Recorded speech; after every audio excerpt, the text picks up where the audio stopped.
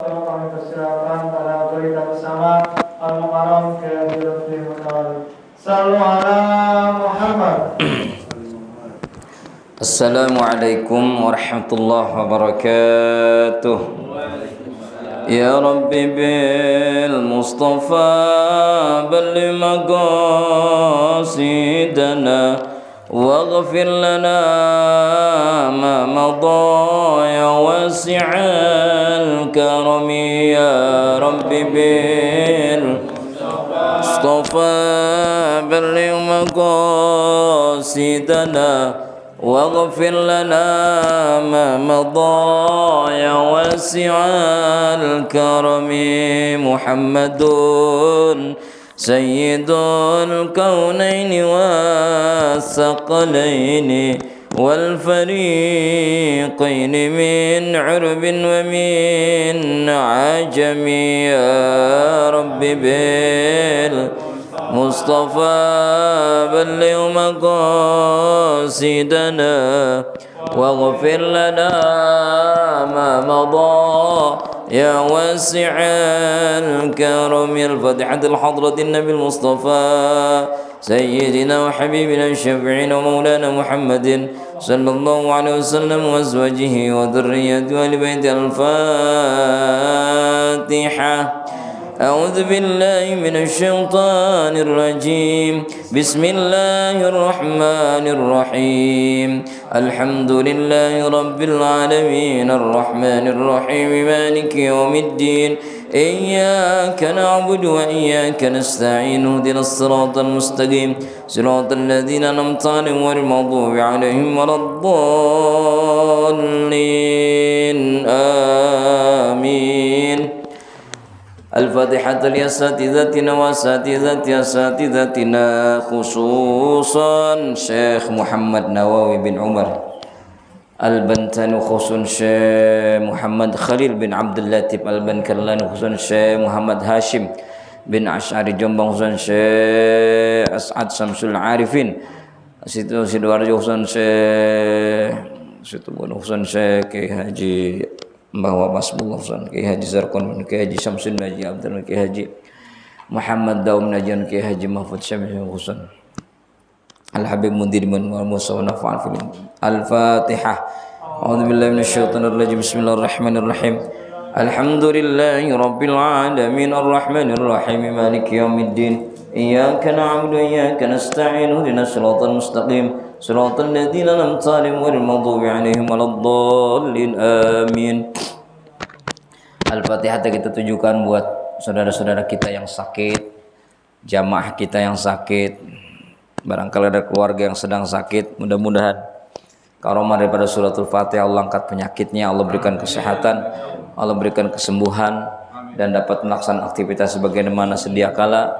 Juga kita kirim Fatihah buat saudara-saudara kita bangsa Palestina yang saat ini masih terus berjuang untuk mendapatkan haknya. Mudah-mudahan Allah berikan kekuatan lahir batin, Allah berikan kekuatan, Allah berikan kemenangan, dan para syuhada diberikan kebaikan di akhirat kelak.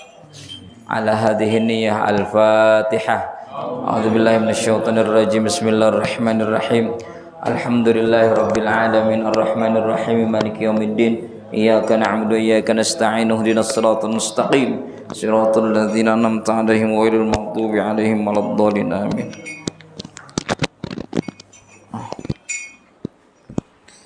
Alhamdulillah. Alhamdulillah. Wassalatu wassalamu ala rasulillah. Wala hawla wala quwwata illa billah. Amma ba'd. Wa ya ibadallah usikum wa nafsi bitaqwallah faqad fazal muttaqun. Jamaah musalla syariah yang dimuliakan Allah, yang sama-sama kita hormati Bapak Ketua DKM Musalla Syariah, Bapak Eko Novianto, mata Allah bituli hayatih, Bapak Ketua RW, Bapak Sadikun. Belum didoain, udah amin baik. Mudah-mudahan Bapak RW kita selalu diberikan kesehatan lahir batin, dan istiqomah selalu berada di belakang kita untuk membimbing kita menuju jalan ridha Allah Subhanahu wa taala. Bapak-bapak, ibu-ibu yang dimuliakan Allah, kita buka halaman 15.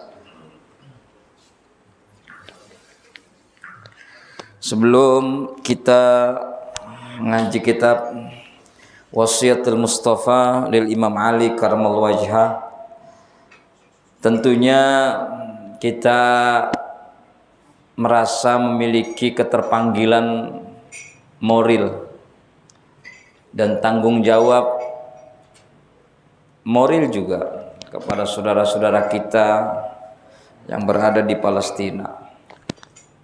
Terlepas dari masalah yang dihadapi, tapi kita sebagai manusia yang beriman punya keterpanggilan untuk merasakan betapa perih, sedih, dan betapa berat. Belum tentu kekuatan yang mereka miliki akan terus semakin kuat, tetapi sesungguhnya kekuatan itu akan terus meningkat saat dimana kita selaku saudaranya, seiman, seagama, dan al-insaniyah, setidak-tidaknya harapan dari kita akan membuat kekuatan baru buat mereka. Palestina itu negara yang melahirkan para nabi, termasuk di dalamnya Nabi Sulaiman.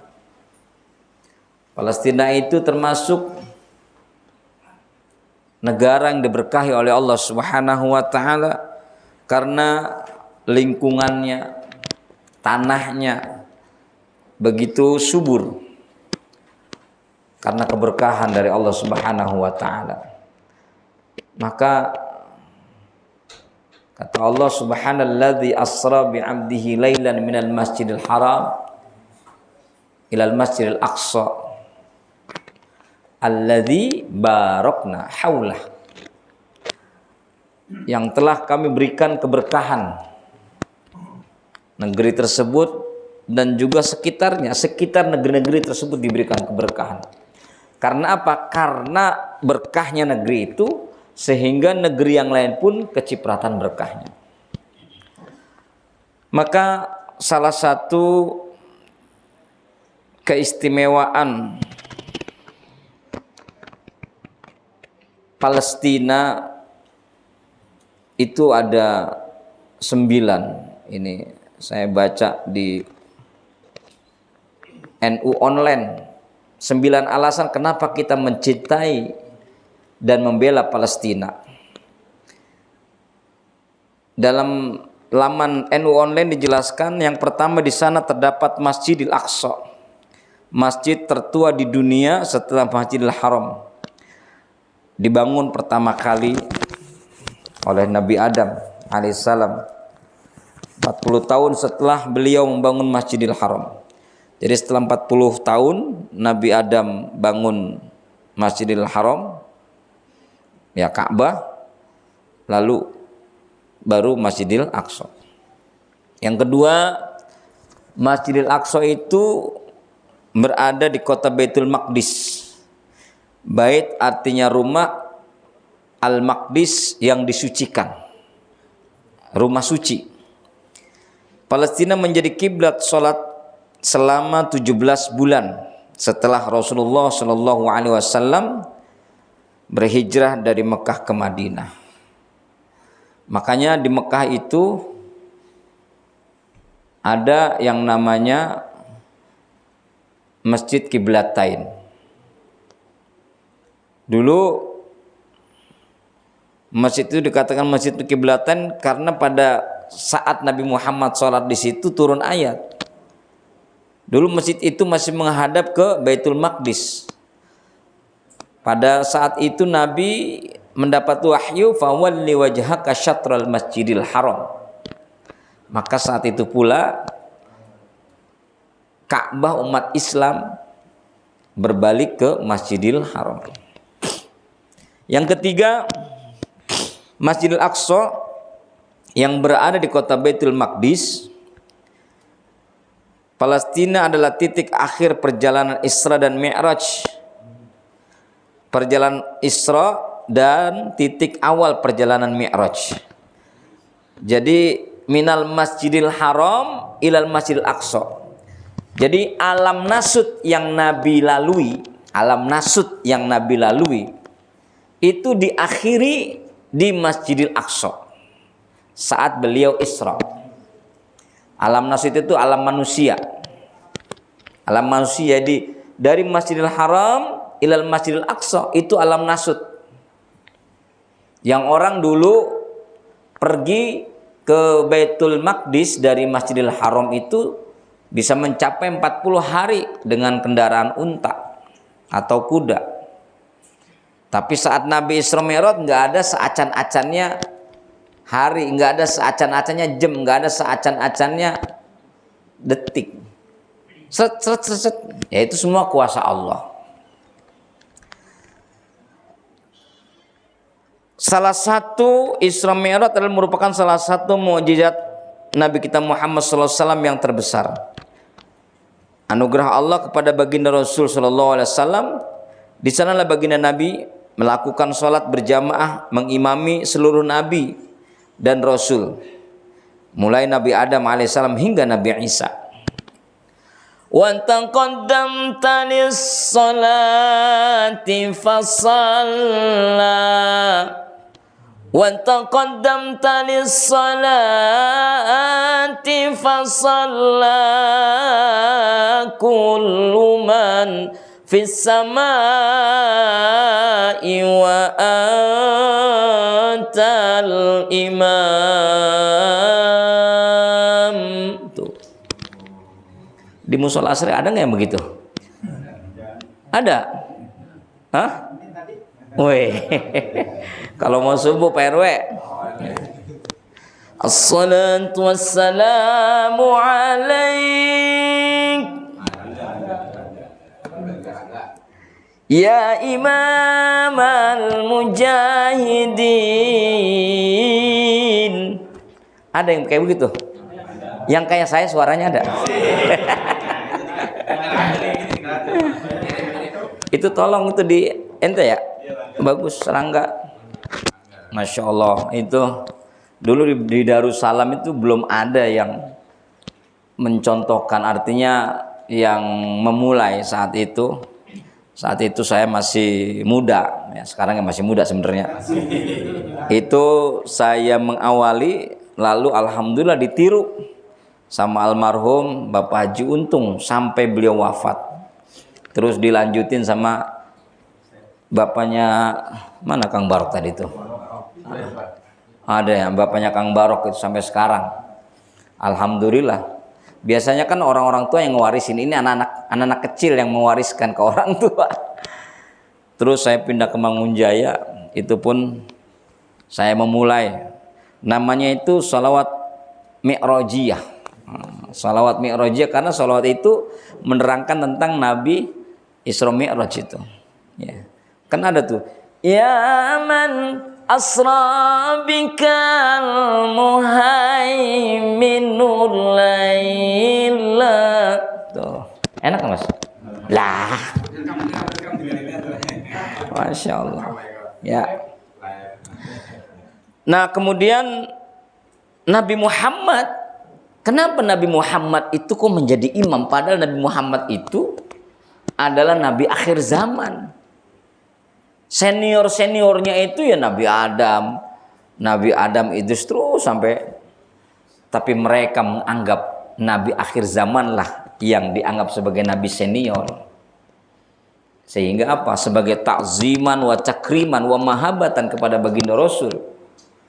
Monggo sendiko, monggo jenengan sing imam. Nabi Muhammad yang imam.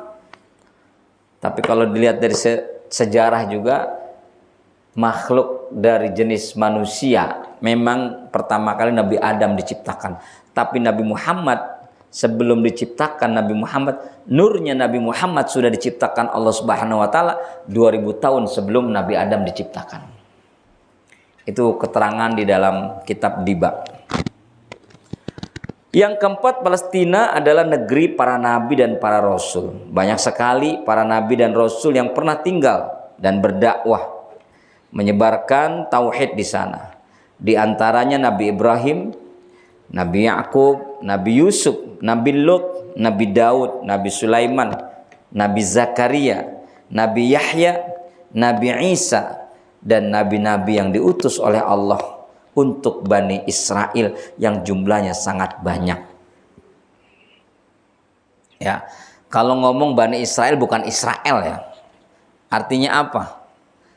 Ya kalau Bani Israel apa? Ya Bani Israel itu Bani atau masyarakat yang pernah berada pada masa nabi-nabi terdahulu. Ya sekarang kalau Israel ya negara mereka yang dulu itu beriman kepada Allah, kemudian menjadi apa itu Yahudi, meninggalkan daripada meninggalkan daripada ajarannya Nabi Yakub, meninggalkan ajarannya Nabi Ibrahim, sehingga sampai sekarang mereka berkuasa dengan zolimnya. Ya walaupun ini konflik, boleh dikatakan konflik politik internal, tapi di situ juga yang harus kita kedepankan bagaimana kehidupan manusianya itu, yang manusia itu adalah makhluk Allah yang beradab, yang tidak boleh dibunuh secara tidak hak. Tidak boleh kita membunuh kepada sesama manusia, nggak boleh. Ya kalau ada yang bilang ini adalah perang agama, ya nggak juga. Ya, karena memang di sana kita punya saudara. Karena orang Palestina sendiri ada tidak sedikit orang-orang non Muslim di Palestina. Ya, tidak sedikit. Tapi kita membela Palestina karena memang kita punya kepentingan. Sejarah telah memberikan kita untuk menambahkan keimanan kita. Jadi kita membela Palestina merupakan daya penambahan keimanan kita kepada Allah Subhanahu wa taala. Ya. Yang kelima, mana yang kelima nih? Di istana di sana terdapat kota Baitul Maqdis, yaitu Ardul Mahsyar wal Mansyar, tempat dikumpulkan seluruh manusia menjelang hari kiamat yang masih hidup kala itu. Jadi ada hubungannya dengan yaumil akhir. Yang keenam, di sanalah Dajjal akan terbunuh di tangan Nabi Isa alaihissalam. Yang ketujuh, Palestina adalah bagian dari daratan Syam yang didoakan berkah oleh baginda Rasul SAW. Apa kata Nabi? Allahumma barik lana fi Syamina wa fi Yamanina. Tuh. Jadi ada dua negara yang didoakan sama Nabi. Negara mana? Negara Syam dan negara Yaman. Negara Syam itu maksudnya adalah Palestina. Dulu namanya Syam. Ya, sekarang Palestina. Makanya kita kalau dengar lagu-lagu perjuangan Palestina itu kadang suka sedih juga Pak ya. Yang kedelapan, banyak sekali para sahabat yang pernah berdakwah, menyebarkan dan mengajarkan ajaran Islam di sana. Di antaranya adalah Ubadah bin Smith, kemudian Shaddad bin Aus, Usama bin Zaid bin Haritha, kemudian Wasilah bin Al-Asqa, Dihyah Al-Kalbi, Aus bin Asmit, Mas'ud bin Aus, dan masih banyak lagi. Kemudian yang kesembilan, Palestina telah melahirkan ribuan ulama dan tokoh-tokoh Islam terkemuka yang berkhidmat untuk umat Islam. Tercatat para ulama yang lahir atau yang pernah tinggal di Palestina adalah Imam Malik bin Dinar. Ini Imam Malik bin Dinar masyhur sekali. Ya. Kemudian Imam Sufyan Ats-Tsauri juga bagian daripada sahabat Nabi. Imam Ibnu Syihab Az-Zuhri dan termasuk Imam Asy-Syafi'i yang pernah di sana, dan masih banyak ulama-ulama yang lainnya. Oleh karena itulah pernah yang namanya Sultan Muhammad Nuruddin Zangki mengucapkan sebuah perkataan yang fenomenal. Apa kata beliau? Aku malu kepada Allah untuk tersenyum sedangkan Baitul Maqdis masih terjajah. Aku malu kepada Allah untuk tersenyum sementara Baitul Maqdis masih terjajah.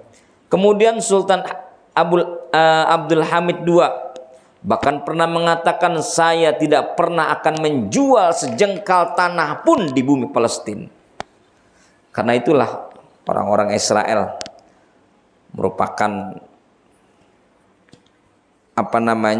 kalau dalam ceramahnya KMZ itu sebagai Amerika besar, ya, sementara Amerika itu Israel kecil. Artinya apa? Lah wong Israel itu kan cuma sedikit luas wilayahnya, tapi dia itu di belakangnya itu antek-antek Yahudinya dan para Zionisnya yang terus mensokong, mendukung daripada tentara Israel. Ya makanya, cuman masalahnya kita ini berbuat bisa apa? Pak RT, ente mau dikirim ke sono? Nggak bakalan mau. Ya, kita nggak punya kekuatan, la haula wala quwata illa billah. Tapi ada kekuatan yang boleh jadi lebih kuat daripada senjata. Ya udah, ad-du'a silahul mu'min. Doa itu adalah senjatanya orang yang beriman. Kita punya doa, terus saja berdoa terus. Ketika kita punya harta, berjihad dengan harta. Kumpulkan dana, kirim ke lembaga tertentu yang benar-benar terpercaya. Jangan lembaga-lembaga yang buat teroris. Ya, sekarang kan banyak yang memanfaatkan ke kondisi. Ya.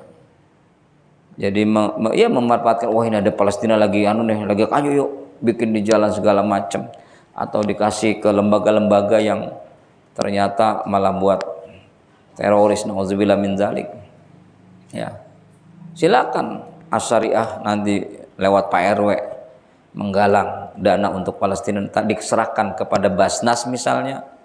Ini sumbangan dari masyarakat Geria Syariah untuk Palestina diserahkan ke Basnas atau ke Lazisnu. Ya, atau kalau di Muhammadiyah itu apa namanya itu? Lazismu. Jadi Muhammadiyah NU punya badan amil zakat. Kalau di Muhammadiyah namanya Lazismu, kalau di NU namanya Lazisnu. Ya. Kalau di pemerintah namanya Basnas. Silakan itu. Dorongan kita. Tadi saya lihat di Bekasi, Masya Allah, luar biasa. Saya merinding ngelihatnya itu. Datang ente datang. Orang datang ya. Sama saya udah datang. Kayaknya kok datang. Iya. Saya ada pengajian. Ya. Saya mau udah dibeliin ini, dibikin salnya, cakep banget itu salnya. Ya.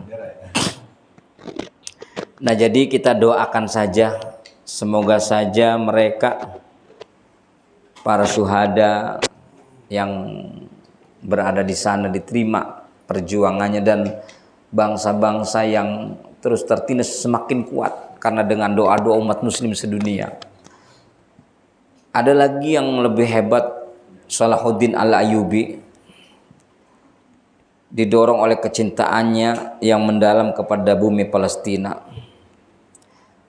Saat itu pada tanggal 27 Rajab 583 Hijriah beliau berhasil membebaskan Baitul Maqdis. Palestina ketika ingin membebaskan Baitul Maqdis, Sultan Salahuddin Al-Ayyubi tidak langsung menyiapkan tentara dan tidak langsung menyiapkan peralatan perang tuh, taktiknya tuh Salahuddin. Akan tetapi yang mula-mula beliau lakukan adalah mempersatukan umat Islam dalam satu ikatan akidah yang benar, yaitu akidah Ahlus Sunnah wal Jamaah. Menurut beliau, kesatuan akidah akan melahirkan kesatuan hati. Kesatuan hati akan antar umat Islam adalah kekuatan dahsyat yang tidak akan dikalahkan oleh siapapun. Salah satu upaya untuk mewujudkan hal itu, beliau memerintahkan setiap juru azan di semua wilayah yang beliau kuasai untuk mengumandangkan akidah Asy'ariyah setiap hari saat sebelum azan. Nah, maka Sultan Salahuddin Al-Ayyubi itu merupakan penganut mazhab Imam Syafi'i, sama kayak kita dalam fikih. Kemudian dalam mazhab Asy'arinya beliau adalah termasuk Asy'ariyah. Sang Sultan memiliki perhatian yang sangat besar dalam penyebaran akidah Aswaja.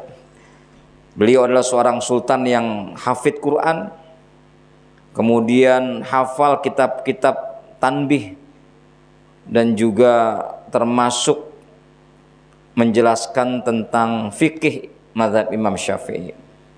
Ini luar biasa. Mudah-mudahan saudara-saudara kita di Palestina diberikan kekuatan ya. Dan kita terus nggak bosan-bosan kita berdoa untuk mereka. Baik, kita buka halaman 15. Ya Ali man an'amallah ya. Halaman 15 di pertengahan itu 1, 2, 3, 4, 5 baris dari bawah. Ini saya mau mukadimah aja tentang Palestina karena memang kita harus menyampaikan, ya Pak ya, harus menyampaikan. Ketemu Pak? Ibu-ibu ada yang megang kitab nggak Bu? Ada, dengerin aja Bu ya. Ada nggak kitabnya? Habis ya. Nanti kalau ini hatam kita langsung syukuran nih Pak Eko. Syukuran, nggak usah banyak-banyak, nggak usah macam-macam ya. Kalau nggak soto Betawi, nasi kebuli. Sudah ketemu ya? Bismillahirrahmanirrahim. Ya Aliyu man an'amallah min man an'amallaha alaihi fasyakara wabtalahu fasabara wa asa'a fastaghfara dakhalal jannata min ayyi babin sya'a. Ya Aliyu la tafrah innallaha la yuhibbu al farihin. Oh, ini Kang Farihin disebut di sini. Wa alaika bil huzni fa innallaha yuhibbu kulla khazinin. Ya Aliyu ma min yaumin jadidin illa wa yaqulu ya bna adam ana yaumun jadid wa ala amalika syahidun fanzur madza taf'al. Ya Ali, wahai Ali, kata Nabi kepada mantunya, man an'amallaha alaihi fasyakara wabtalahu. Man an'ama, barang siapa yang telah Allah berikan nikmat, alaihi kepadanya man, fasyakara lalu dia bersyukur kepada Allah atas nikmat yang Allah berikan, wabtalahu lalu Allah mengujinya, fasobaro kemudian dia sabar, wa asa'a dan barang siapa, ini wawunya ini wawu atop. Wawu atop itu gini, wabtalahu dan barang siapa yang diuji sama Allah gitu tuh artinya. Fasobaro lalu dia sabar, wa asa'a fastaghfaro dan barang siapa, wa-nya nih wa man asa'a gitu loh, dan barang siapa yang berbuat buruk, berbuat jelek, berbuat maksiat, fastaghfara, lalu dia minta ampun, dakhalal jannata min ayyi babin, maka dia masuk surga min ayyi babin, dari pintu mana aja, sya'a yang ia kehendaki. Tuh Pak, cakep ya Pak ya? Cakep nggak Bu? Bu cakep ya Bu ya? Apa kata baginda Rasul, siapa orang yang Allah berikan nikmat alaihi, atas nyaman kepada orang itu, fasyakaro, maka dia bersyukur. Dia dikasih nikmat, syukur. Bapak Ibu, nikmat itu bukan sekedar yang enak-enak aja. Ya. Bapak Ibu dikasih makan enak, nikmat. Bapak Ibu dikasih rizki, nikmat. Bapak Ibu dikasih anak yang soleh dan solehah, itu nikmat. Ya Bu. Bapak Ibu dikasih sakit, ayo apa itu Bu? Nikmat itu, nikmat Allah. Ya. Cuman kadang-kadang kita nggak paham, ya. Nggak paham kalau itu adalah nikmat Allah.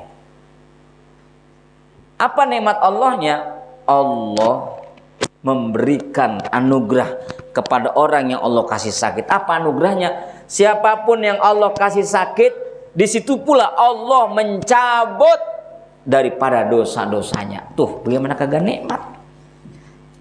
Kalau kita paham betapa keutamaan orang sakit itu begitu luar biasa, kemudian jadi pilihan, boleh jadi Bapak Ibu milih dikasih sakit aja. Bang Redi, ente mau dipilih sehat apa sakit? Kang Nur, dikasih sehat, ya kan, dosanya diampuni, udah. Tuh ya, itu jangan minta sakit, ya minta sehat dan dosanya diampuni. Kemudian yang kedua, wabtalahu fasobaro, dan barang siapa yang Allah uji lalu dia sabar, maka apa? Kata Allah, belum ada jawabannya. Dan dia diuji, ya, diuji sama siapa? Sama Allah. Ujiannya apa aja? Ujian enak. Ujian enak. Bapak diuji sama Allah punya bini 4. Enak gak Pak? Ibu diuji sama Allah, laki ibu poligami. Ibu sabar. Ibu sabar, bahkan bini yang keduanya sakit diurusin sama ibu. Bini yang ketiganya minjem duit dikasih sama ibu. Bini yang bini yang keduanya sakit, mampus kalian Pak Ustadz. Ya. Oh berarti ibu ngaji ini nggak tepat nih. Ini kata Nabi, nasehatin kepada mantunya, wabtalahu fasobaro. Siapa orang yang diuji sama Allah kemudian dia sabar. Nih ibu ini sabar banget ngurusin lakinya, sabarnya luar biasa. Padahal lakinya itu jahat sama ibu, padahal lakinya itu pelitnya minta ampun sama ibu. Minta duit belanja aja dikasih sebulan sekali, itu kayak gocap. Masya Allah, itu laki kurang ajar banget itu. Ada laki di sini begitu? Kagak ada ya Bu ya. Banyak. Aduh resep kalau ngaji sama ibu-ibu. Kalau saya sih, saya jujur Bu, nih ngelihat suami-suami ibu di sini, ini orang soleh semua. Nggak ada yang pelit, nggak ada yang bakhil. Saya lihat soleh semua, saya resep ngelihatnya. Ya, mukanya juga pada ganteng-ganteng Bu. Iya, nggak ada yang jelek, karena mukanya muka calon potongan penghuni surga. Cuman baru potongan doang, belum ada jahitannya. Bagian lah potongan ke, ya Bu. Nah, dia sabar. Makanya Bapak yang dirahmati Allah, ada sebuah hadis yang mengatakan apa dalam hadis itu dijelaskan begini Pak. Siapa orang yang diuji sama Allah kemudian dia sabar, ijtaba. Ya. Siapa orang yang diuji sama Allah kemudian dia fasobaro, ijtaba, kemudian dia sabar, maka dia itu orang yang ijtaba, orang yang mendapatkan kemuliaan dari Allah. Tuh Bu, saya tadi pagi baca hadisnya itu,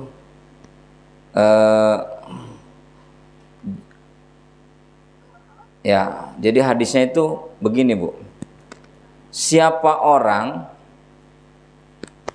yang sabar ketika diuji, maka dia itu adalah orang yang idza ahabballahu abdan ibtalahu. Apabila ada orang yang Allah cintai, atau apabila ada seorang hamba yang Allah cintai, ibtalahu, kemudian Allah mengujinya, fa in sabara, jika nih orang ini sabar, ijtabahu, dia mendapatkan kemuliaan. Bapak Ibu mau nggak mendapatkan kemuliaan? Mau nggak Bu? Ya sepi. Karena emang berat ini Kang Redi, berat, melaksananya berat. Saya belum tentu mampu. Ayo, ente sabaran mana ente sama orang-orang Palestina? Masya Allah, bertahun-tahun itu, dari tahun sebelum Indonesia merdeka, dari tahun 40 tahunan, dari tahun 40-an sampai sekarang. Masya Allah. Ya. Idza haballahu abdan, apabila Allah mencintai seorang hamba, ibtalahu, maka Allah akan mengujinya. Kalau jenis ciri-ciri orang yang dicintai Allah nih Pak, ciri-ciri orang yang dicintai Allah dan ciri-ciri orang yang termasuk menjadi wali Allah, apa cirinya? Ibtalahu, dia diuji. Kemudian apa? Fa'in sobaro, kalau dia sabar, ijtabahu, dia mendapatkan kemuliaan. Ya Bu. Kemudian wa in rodiya, kalau seandainya hamba Allah yang dicintai sama Allah tadi ridho dengan ujian yang dikasih, diuji. Misalnya ibu lagi ya. Kalau ibu kan orangnya termasuk orang yang paling sabar sedunia. Ya, saya berani ngomong di sini. Ya, di belakang nggak tahu dah ya. Kenapa ibu termasuk orang yang paling sabar? Karena sabar ngurusin laki, sabar ngurusin suami. Dan bapak banyak yang kagak sabar ngurusin anak istri. Betul nggak Bu? Tuh, kayaknya istri Kang Eko itu. Nih, lihat Bu, Pak. Ketika ibunya berangkat kondangan, ya, bapaknya ada di rumah, anak yang bontot juga lagi di rumah, lagi main. Ya, kemudian ya, bapak ini lagi sarapan, lagi makan, tiba-tiba anak yang bontot ya pup. Yang dicari siapa? Emaknya. Kata bapak nih lagi ditinggal emaknya kondangan, ya. Pak, apa Neng? Lah, emak mana gitu ngomongnya. Emak mana? Emak nggak ada. Ya udah sono. Cebokin udah beres ini. Deh, bapak lagi makan.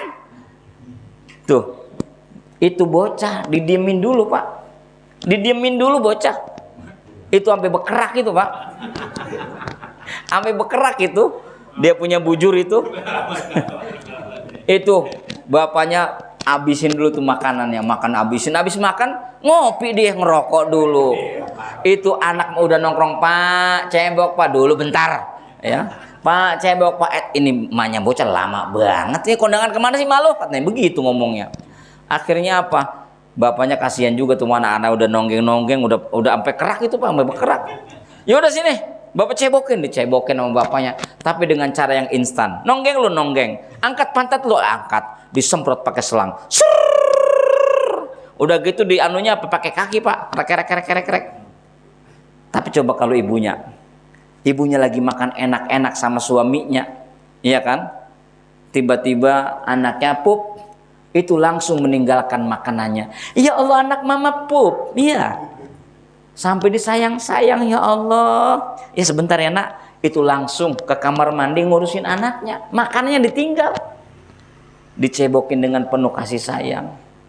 Kalau bapak-bapak mau orang begitu ya? Mas Win, begitu ya? Masya Allah.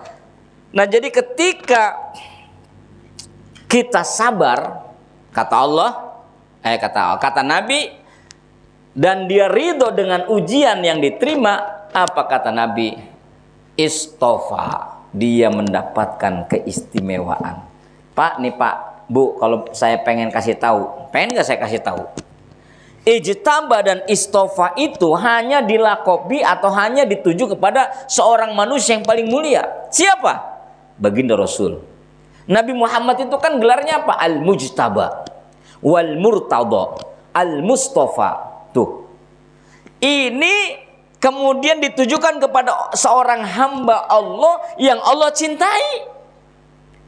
Allah memilih cintanya kepada hambanya, lalu kemudian hambanya itu diuji oleh Allah dan dia sabar.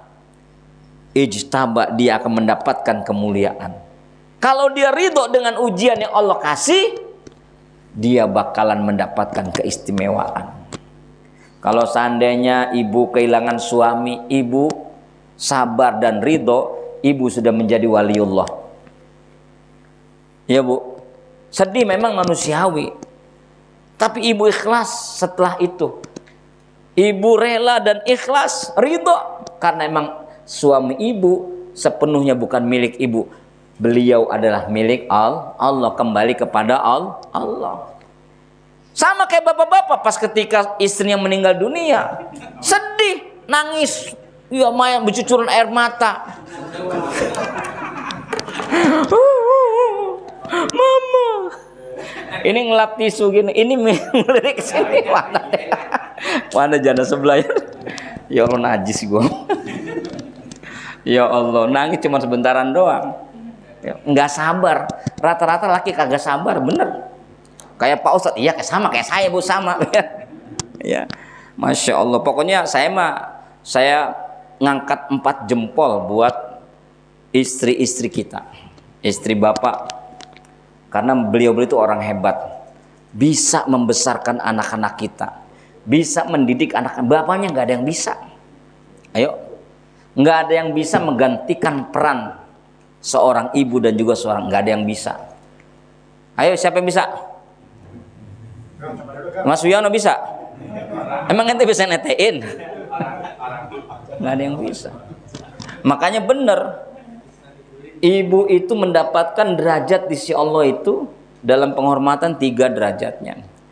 Ibu kaulah wanita yang mulia, derajatmu 3 tingkat dibanding ayah. Kau mengandung, melahirkan, ngandung lagi, lahir lagi, ngandung lagi. Doyan amat. Tapi apa? Ketika baginda Rasul ditanya oleh sahabat, ya Rasul, siapa orang yang harus aku muliakan? Ummuka. Summaman ummuka. Summaman ummuka. Summaman abuka. Tuh. Ibu 3, bapak 1. Bapak 1, tubuh. Ibu-ibu melain persepsi ini. Kayaknya abis ini ngomong, gue mau kagak resem aja satu bu, gue besok kagak mau ngaji lagi. Sabar Bu, sabar. Katanya mau menjadi orang yang mendapatkan kemuliaan dari Allah. Terakhir, wa asa'a barang siapa orang yang berbuat kejelekan fastaghfaro, lalu dia cepet-cepet beristighfar kepada Allah, dakhalal jannata min ayyibabin, maka nih jawab syarat daripada man. Nah, jawabnya dakhala fil madi, ya. Dakhalal jannata, masuk sorga, maka dia bakal masuk sorga min ayyibabin, dari pintu mana aja. Ibu mau masuk pintu Firdaus, bapak mau masuk pintu Naim, bapak, ibu, suami istri mau pintunya Ramadan, mangga, silakan. 3 syaratnya, Pak. Yang pertama apa, Pak? Syukur nikmat. Ingat, nikmatnya nikmat, jangan nikmat yang enak-enak ya. Nikmat yang enggak enak juga, itu syukurin. Hari ini bapak dimasakin gabus pucung, besok cuman dikasih pucungnya doang, ya tetap alhamdulillah ya. Hari ini bapak digorengin rendang daging, besok dikasih sama bini bapak dimasakin tempe bacem daging, alhamdulillah. Tempe bacem, summalhamdulillah. Itu namanya syukur. Syukur dan syakir. Syakir sama syakir sama syakur. Kalau syakir orang yang bersyukur, kalau syakir adalah orang yang pandai banget bersyukur. Lah, itu yang pertama. Yang kedua, kalau kita diuji, sabar. Yang ketiga, kalau kita berbuat buruk, berbuat jelek, berbuat maksiat, fastaghfaro, cepet-cepet minta ampun. Ini ketiga amalan inilah yang bisa memasukkan diri kita ke surga dengan melalui pintu mana aja. Terakhir, ya Ali, tadi udah dibaca. Wahai Ali, la tafroh, janganlah ente suka bersenang-senang. Innallaha la yuhibbul farihin. Innallaha la yuhibbul farihin. Karena Allah nggak suka sama Kang Parihin. Karena Allah nggak suka sama orang yang suka bersuka cita, dalam tanda kutip berleha-leha dengan kebahagiaannya. Allah nggak suka, tidak menyukai orang-orang yang bergembira dengan bermegah-megah dengan keduniaannya. Allah nggak suka. Wa alaika bil husni, hendaklah kalian, wa alaika, dan hendaklah kamu bil husni, bersikap sedih. Fa innallaha yuhibbu kulla hazinin, karena sesungguhnya Allah tidak menyukai setiap kesedihan. Artinya sedih di sini kita jangan cepet-cepet gembira dulu. Ya. Perjuangan itu makna sebuah kesedihan. Nggak ada orang yang berjuang sembari cekikikan. Nggak ada orang yang bertempur sembari ketawa-ketawa. Ya. Karena orang yang sering ketawa itu biasanya hatinya apa? Hatinya bisa keras, bisa mati. Karena ketawa mulu, kakak. Ya, udah, kalau kita ketawa di WA aja, di WA. Kalau mau ketawa di WA aja, WK. Jangan sampai ketawanya dilampiaskan. Ya Bapak Ibu. Nah, barangkali ini saja. Mudah-mudahan ada manfaatnya. Dan saya minta doa kepada Bapak Ibu. Insya Allah saya tanggal 15 saya mau berangkat jamaah membawa jamaah umroh. Doakan biar selamat, sehat, dan ibadahnya diberikan kemudahan dan kelancaran. Mudah-mudahan Bapak Ibu jamaah Geria Syariah juga bisa berangkat umroh. Amin. Nah, satu mobil, satu bis sama Ustadz Jidan dah ya. Sama guru kita insya Allah ya. Insya Allah. Terima kasih. Mohon maaf. Wallahul muwaffiq ila aqwamit thoriq. Assalamualaikum warahmatullahi wabarakatuh.